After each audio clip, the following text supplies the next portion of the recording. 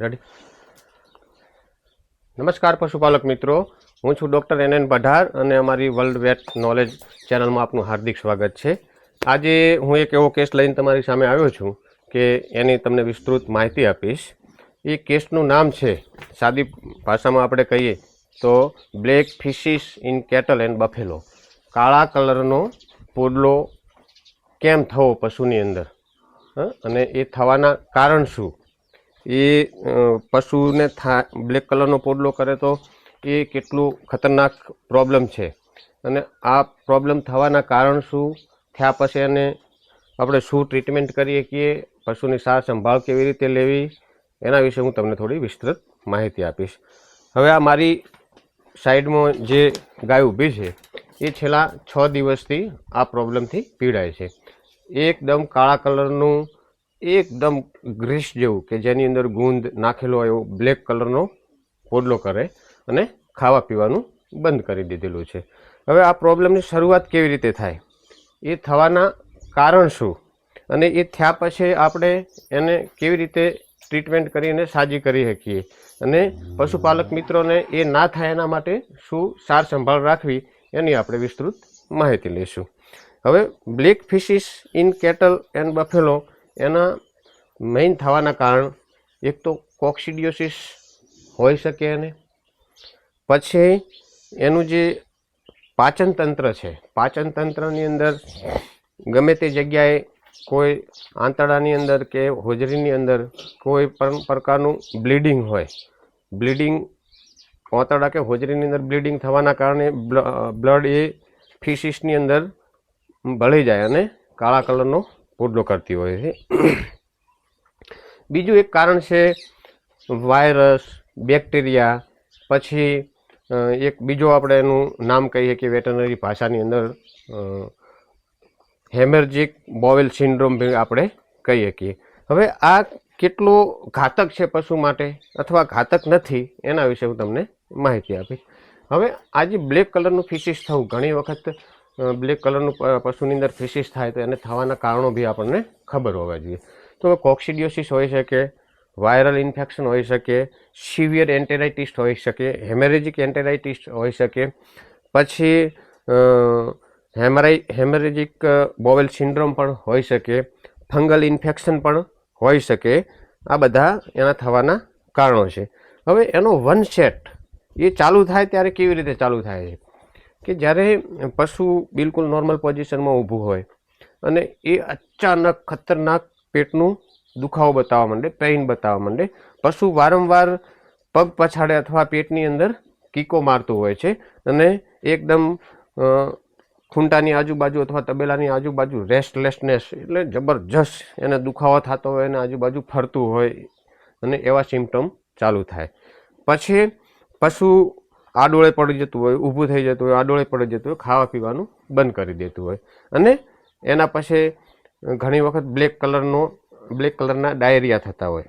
Black કલરના diarrhoea થઈ અને સિવિયર પેટનો દુખાવો, સિવિયર એબ્ડોમાઇનલ પેઇન ચાલુ થતું હોય, અને પશુ ખાવા પીવાનું બિલકુલ બંધ કરી દેતું હોય. આવા પ્રોબ્લેમ અત્યારે આપણને, અમે ફિલ્ડમાં પ્રેક્ટિસ માટે જઈએ તો ઘણી જગ્યાએ અમને મળે છે. હવે આ ગાય છે એ છેલ્લા 6 દિવસથી ખાવા પીવાનું બંધ કરેલું છે, અને એમના માલિકને મેં પૂછ્યું, હિસ્ટ્રી લીધી, તો એમણે કીધું કે શરૂઆતની અંદર જબરજસ્ત એને દુખાવો અને એ થયું હતું. તો નીલાભાઈ, તમે મને કહેશો કે આ તમે પશુને શરૂઆતની અંદર કેવા લક્ષણો દેખાડ્યા હતા તમને? સાહેબ 5 વાગ્યા સુધી તો કમ્પ્લીટ હતી ને, ચીકુડી વાળી નોસી, જે ખાવા પોણી કરીને હુકી સાર નિયાર કરે, ઠંડી પડે કે નહીં એના કારણે એ બધા ટોરન નિયાર નો છે. એટલે પોતે કીધું કે ખાતી ગાય નહીં, સકરી ખોટા મારે છે. એટલે મેં કીધું ગાય કદી કાચો ફળ કાઢી નાખતી છે. એટલે બરોબર આમ બેહે, આથડે ને ઉઠે, પછી ટકરના જણે ગામમાં બરબાદભાઈ કરીને દેખાય છે. બરાબર.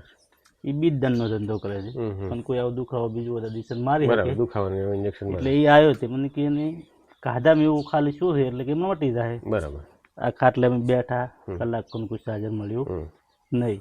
બરાબર. તો રાતે મેં 5 વાગે ઓલા બાપજી છે ને મખણ, એમને ફોન કર્યો. એ બાટલા ત્રણ ચડાયા, પણ ગાયને કોઈ રિઝલ્ટ મળ્યું નહીં. બરાબર. એટલે મારો કહેવાનો મતલબ કે ખાવા પીવાનું એ દિવસે બંધ કર્યું, તે જબરજસ્ત દિવસથી હાવ બિલકુલ બિલકુલ બંધ કર્યું. પેટનો દુખાવો અને આડોળે પડવાનું ચાલુ કર્યું. ચાલુ એનું બરાબર. ને કાળા કલરનો થોડો પોડલો, બલેટ ને આવું બધું બ્લડ ને એવું બધું નીકળવા નાખવાનું માંડ્યું. ચાલુ કર્યું. હવે એમના કહેવા પ્રમાણે આ એક સિવિયર એન્ટેરાઇટિસ બી હોઈ શકે, સિવિયર હેમેરેજિક એન્ટેરાઇટિસ બી હોઈ શકે, અને કોક્સિડિયોસિસનું ઇન્ફેક્શન બી હોઈ શકે, મે બી વાયરલ બી હોઈ શકે, મે બી બેક્ટેરિયલ બી હોઈ શકે.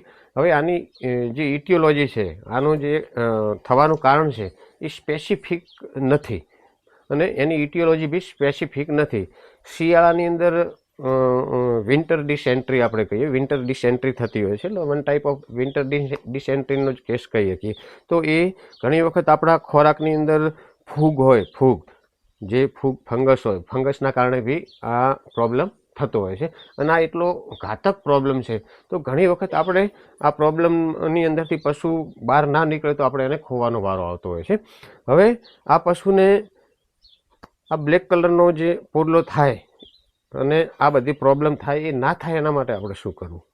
હવે ના થાય એના માટે આપણે પહેલી તો એની હાઇજેનિક કન્ડિશન, કે તમારો જે પશુનો તબેલો છે, પશુનો જે તમે જે જગ્યાએ બાંધતા હોય, જે જગ્યાએ એનો ખૂંટો હોય, એ બિલકુલ ક્લીન અને ચોખ્ખો હોવો જોઈએ. પછી તમે જે પશુને ખોરાક આપો છો, એ ખોરાક જે પશુને આપો છો એ તમે થોડું વ્યવસ્થિત જોઈ લો કે એની અંદર ફૂગ બાજેલી નથી અથવા ફૂગવાળો ખોરાક છે કે નહીં, એ બી તમે એને જોવો. પછી એને તમે રેગ્યુલર પીરિયડમાં એનું જે ડીવોર્મિંગ છે, જે આપણે કૃમિની એ બધી જે દવાઓ આપતા હોઈએ છીએ, કરમિયાની એ બધી પેરાસાઇટ માટેની, એ રેગ્યુલર તમે દવા આપતા હોય તો બી એક આ પ્રોબ્લેમમાંથી આપણે બચી શકીએ છીએ. હવે થયા પછી તમે શું કરી શકો? થયા પછી એને તમે વેટરનરી ડૉક્ટરને બોલાવો. વેટરનરી ડૉક્ટરને બોલાવી અને એનું ડાયગ્નોસ કરાવો, અને ડાયગ્નોસ કરાવી અને veterinary doctor any line of treatment પ્રમાણે વ્યવસ્થિત ટ્રીટમેન્ટ કરશે અને તમને સલાહ સૂચન આપશે કે આને ટ્રીટમેન્ટ કર્યા પછી બીજા દિવસે ટ્રીટમેન્ટ કરવી કે નહીં, શું ઓરલી મેડિસિન ચાલુ રાખવી, એ બધું તમને વ્યવસ્થિત એ વેટરનરી ડૉક્ટર સમજાવશે.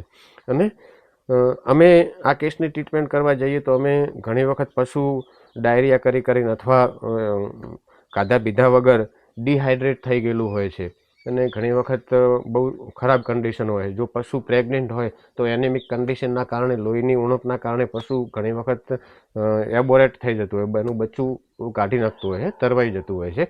એટલે આવા બધા કોમ્પ્લિકેશનો પાછળથી આવતા હોય છે. તો હવે આની અંદરથી નીકળવા માટે આપણે થઈ તો ગયું, પણ એની અંદરથી નીકળવા માટે આપણે વ્યવસ્થિત ડૉક્ટર એને જે ટ્રીટમેન્ટ કરે, એને વ્યવસ્થિત ફ્લુઇડ થેરાપી આપે, ઇલેક્ટ્રોલાઇટ આપે, DNS NS જે પણ આપતા હોય એ વ્યવસ્થિત ફ્લુઇડ થેરાપી વધારે આપે, પછી ડીવોર્મિંગ કરે, સારી એન્ટીબાયોટિક વાપરે. આ બધું વાપરવાથી અને રેગ્યુલર ફ્લુઇડ થેરાપી કન્ટિન્યુઅસ રાખવાથી એના જે રિકવર થવાના ચાન્સ છે એ આપણે એને વ્યવસ્થિત વધારી શકીએ છીએ. પણ જો તમે એને એટેન્શન ના આપો, ધ્યાન ના આપો, આવા કેસની અંદર તમે ધ્યાન ના આપો અને તમે દેશી વૈદા ઉપર અથવા તમારી દેશી દવાઓ ઉપર તમને ખબર ન હોય કે એકચ્યુઅલી પ્રોબ્લેમ શું છે. ઘણા પશુપાલક મિત્રો આવો પ્રોબ્લેમ થાય એટલે ઘણું બધું દહાવળું એ લોકો કરતા હોય છે. તો તમારે વ્યવસ્થિત વેટરનરી ડૉક્ટરની સલાહ સૂચન લઈ અને તમારા જે આંધળા જે ટ્રીટમેન્ટના જે નુસ્ખા છે એ ના કરવા જોઈએ, અને વ્યવસ્થિત ડૉક્ટર જોડે એને વ્યવસ્થિત સારવાર કરાવી અને આપણે એને બ્લેક ફિશિસ જે એનું છે એ ક્યોર થાય, સપોઝ કે કોક્સિડિયોસિસ છે એ ક્યોર થાય, હેમેરેજિક બોવેલ સિન્ડ્રોમ છે એ ક્યોર થાય, સિવિયર હેમેરેજિક એન્ટેરાઇટિસ છે એ પણ ક્યોર થાય. એ બધું આપણે એની ટ્રીટમેન્ટ આપવાથી એને ક્યોર અને મટાડી શકીએ છીએ. હવે આવા કેસમાં પશુપાલક મિત્રોએ શું ધ્યાન રાખવું? પશુપાલક મિત્રોએ આવા કેસની અંદર એ ખાસ ધ્યાન રાખવું કે તમારું જે પશુ છે એને રેગ્યુલર પીરિયડમાં તમે એને ડીવોર્મિંગનો ચરમની ગોળી અથવા જે પણ પાવાની દવા હોય એ આપો. બીજું, પશુની તબેલાની સાફ સફાઈ ખૂબ રાખો. ત્રીજું કે હળેલી પડેલી ફૂગવાળી, સફેદ ક્ષારવાળી આવી બધી જે ચાર છે, આવો બધું જે દાણ છે, આવો બધું જે ચાર પૂરો ઘાસ છે એ આપણે આપણા પશુને ના નાખવું જોઈએ, અને આપણે આ પ્રોબ્લેમથી આપણા પશુને બચાવી શકતા હોઈએ છીએ. હવે આ પ્રોબ્લેમ ઘણી વખત એટલો બધો સિવિયર થઈ જતો હોય છે, તો આપણે ટ્રીટમેન્ટ કર્યા પછી પણ રિસ્પોન્સ મળતો નથી. રિસ્પોન્સ ના મળવાના કારણ કે જે એની આખી ડાયજેસ્ટિવ સિસ્ટમ છે એ આખી ડિસ્ટર્બ થઈ જતી હોય છે. ઘણી વખત એની હોજરીની અંદર, આંતરડાની અંદર અલ્સર થઈ ગયા અને એની અંદર ઇન્ફેક્શન, સેકન્ડરી બેક્ટેરિયલ ઇન્ફેક્શન એ બધું લાગી ગયું, તો એ પણ પ્રોબ્લેમ થવાના કારણે આપણે આપણું મોંઘું પશુ ખોવાનો વારો આવે છે. બીજી વસ્તુ કે જે એનું જે ઇન્ટેસ્ટાઇન છે, જે એનું સ્ટમક છે, જે એની હોજરી છે, એ સિવિયર ઇન્ફ્લામેશન થઈ, સિવિયર હોજો ચડી અને આખી ઇન્ફેક્શનના કારણે એનું જે મૂવમેન્ટ છે, જે એના પાર્સ્ટાલ્ટિક મૂવમેન્ટ છે, જે એની મોટિલિટી છે, એ પણ ઝીરો થઈ જતી હોય છે. અને પશુની ડાયજેસ્ટિવ સિસ્ટમ ફેલ થવાના કારણે એ પશુ ધીમે ધીમે રીબાઈ અને છેવટે એ આપણે એને ખોવાનો વારો આવે છે. તો આ અમુક બાબતોનું ધ્યાન રાખવાથી આપણે આવા સિરિયસ પ્રોબ્લેમોથી આપણે બચી શકીએ છીએ.